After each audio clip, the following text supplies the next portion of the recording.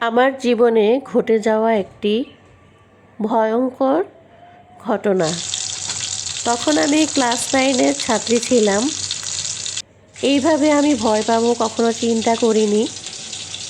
এরকম ভর্তা খেয়ে দুপুরবেলা ভাত খেয়ে মাত্র আমি শুয়েছিলাম, চোখটা তখনও বন্ধ করিনি, ঘুমও আসেনি।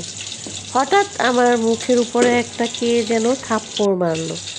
আমি লাফ দিয়ে উঠে বসে গেলাম। দেখলাম আশেপাশে কেউই নাই, একদম খালি।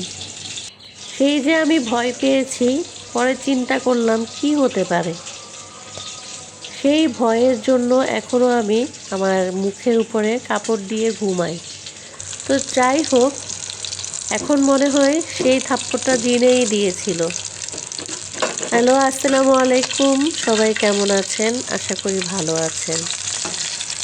হঠাৎ করে ভর্তা বানাতে গিয়ে আমার এই কথাটা মনে পড়ে গেল, তাই আপনাদের মাঝে এটি শেয়ার করলাম।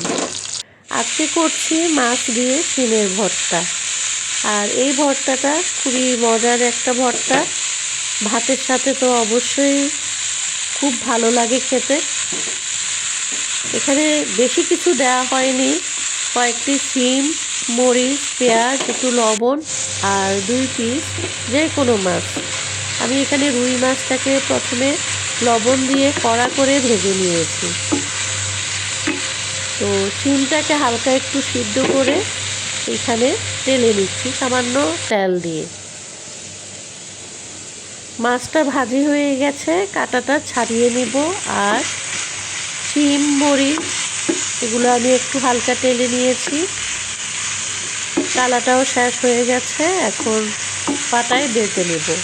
ভর্তা পাটায় বাটতে ভালো লাগে, ব্লেন্ডার করলে এতটা ভালো লাগে না।